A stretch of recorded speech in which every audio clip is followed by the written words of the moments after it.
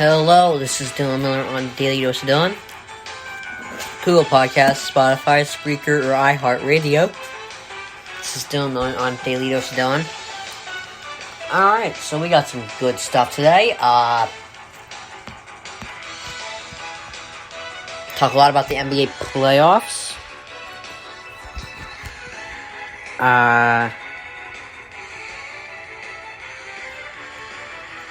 The Julio Jones situation, and Aaron Rodgers.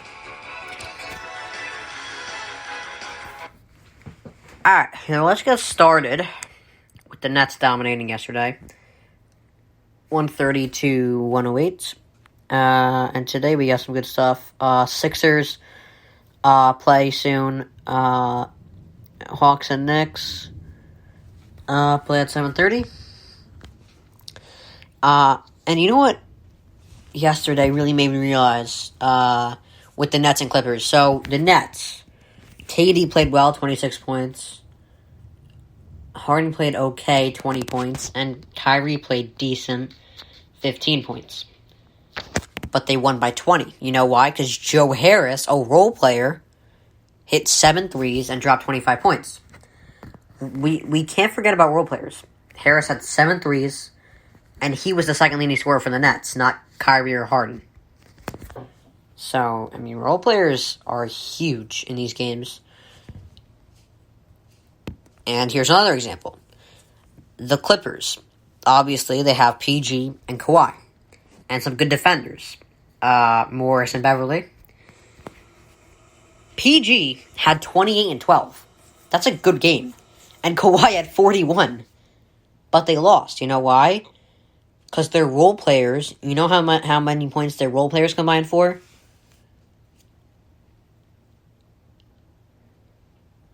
Only 52.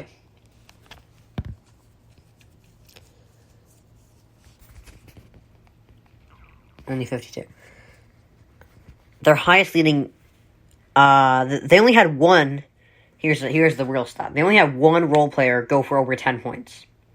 That's the problem here. It's not Kawhi and Paul George. They played fine yesterday. They played wonderfully. But their role players didn't step up. So...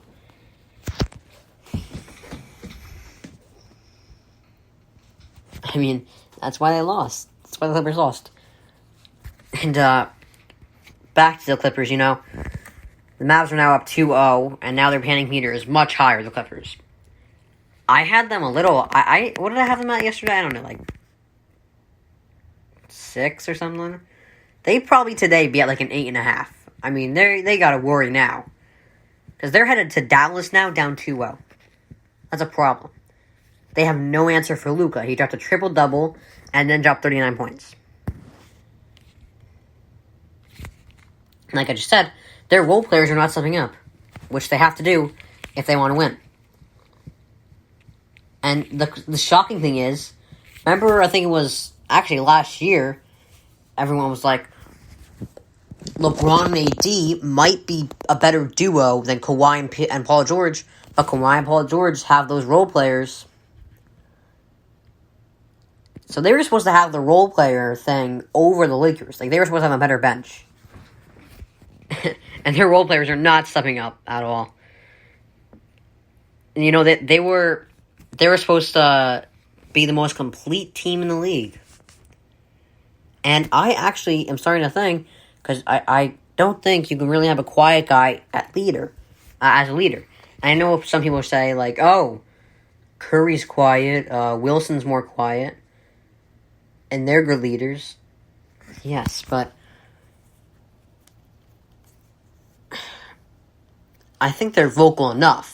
Kawhi is as private as it gets. He doesn't give... He gives them nothing. Gives you short answers. He talks in a low voice. It's just I've always considered myself, and a lot of people around me consider me more quiet.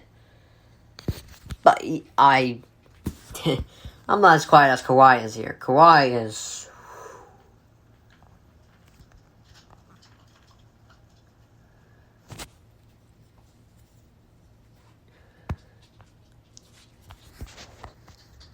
He's very mysterious. And that's tough it's tough to learn from that. Like, you can't be a leader and be as quiet as Kawhi is. I mean, you can be as quiet as Curry is. Curry, I think, is vocal enough. But, like, look at this. Rajon Rondo, playoff Rondo, he contributed a lot. I don't think the Lakers win a championship without Rondo. He did great with LeBron. It could be a Kawhi problem. He's not being vocal enough. That's the problem. Alright, so the Lakers tied it up last night on the other side of the spectrum in LA. And, AD, Anthony Davis did what I thought was common sense, really. Get to the rim, make a problem for them. If AD is getting to the rim and, he's getting to the free throw line, AD is not a terrible free throw shooter. He really is. I think he might be a better free throw shooter than LeBron is.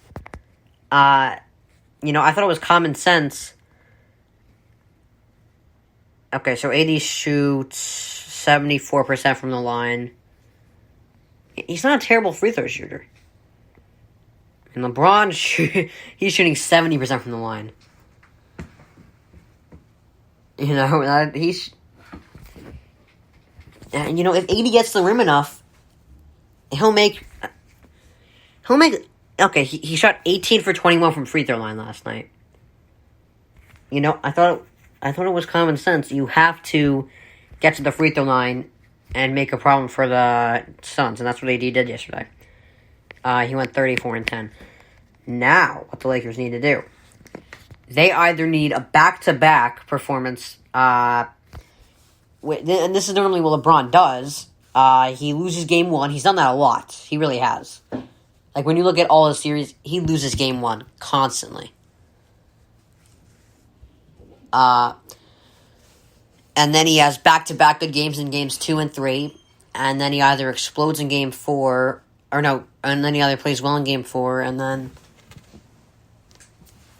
or he plays well in game 4, and either loses or wins. It's one of the two. And then normally he plays his heart out the next couple games, It's very rare that LeBron sweeps people, really.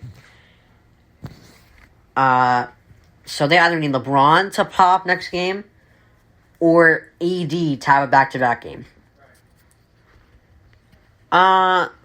So it's a tied series now. It's a lot more interesting, obviously. And here's a question I thought of. If CP3 loses this year, is his career, like, if he loses to the Lakers this year, is his career disappointing?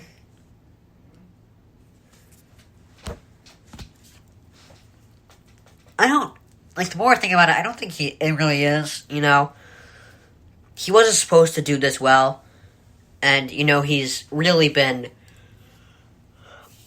one of the most valuable assets in NBA history. Like, wherever he went, it got better, and wherever he left, they got worse. That's the definition of value. The Thunder, we thought were going to tank last year and be like the 13th seed, but they didn't. They made it to the playoffs and gave Houston trouble.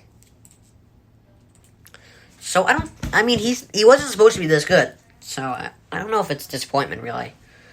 Sure, he never won a championship, but is Allen Iverson's career a disappointment? I think Chris Paul is just as good as Allen Iverson when you look at the stats. Is Charles Barkley his career a disappointment? Is Karl Malone's career a disappointment?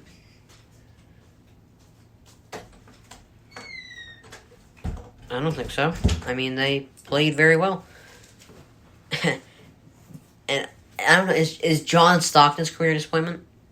My answer to all 4 of those questions would be a no. Karl Malone was second all-time in scoring.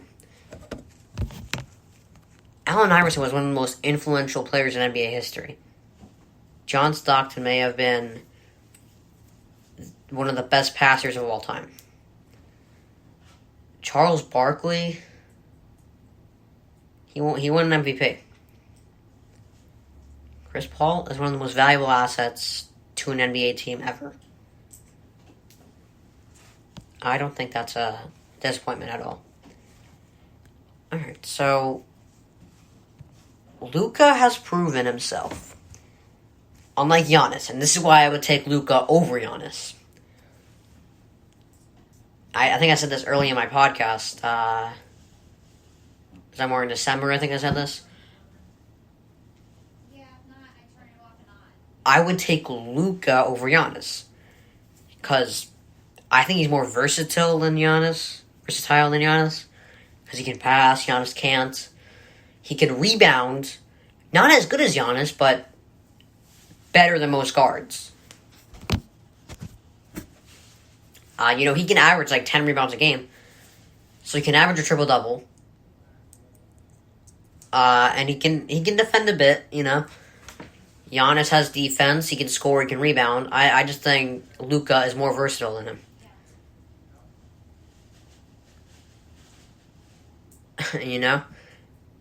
And and he plays better in the playoffs. He played very well last year. He just ran into a better team. This year, he's playing very well again. And I didn't think he'd beat them, but it looks like he is. But when you look at the other guys that can possibly contend, he's a better playoff performer than Giannis, like I said. He's a better defender than Trae Young, a better rebounder than Trae Young. Just as good a scorer as Trae Young, and maybe even a better passer than Trae Young. He's a better playoff performer, again, than both Tatum and Zion. That leaves Nikola Jokic, who currently seems to be proving himself right now, because he averaged, I think, 13 points, or 36 points in the playoffs. That's pretty impressive. So, I think it's him or Jokic that we're looking at here. Tatum hasn't proven himself in the playoffs yet. He has not, and I'm not saying he's done. He's not like Giannis, who has played poorly in the playoffs. Actually, like Giannis has had some pretty rough games in the playoffs. And like I said, I'm not freaking out about Giannis. I'm just saying Luka is better right now. I'm going to give Giannis time, though. Because he made it to a conference finals, and he made it to the second round last year. It's not like he's losing in the first round every year. It took LeBron and Jordan, I think it took LeBron 8 years to win a ring, Jordan 7. It takes... And Giannis is in his 7th season, so he is losing some time, but, it takes time.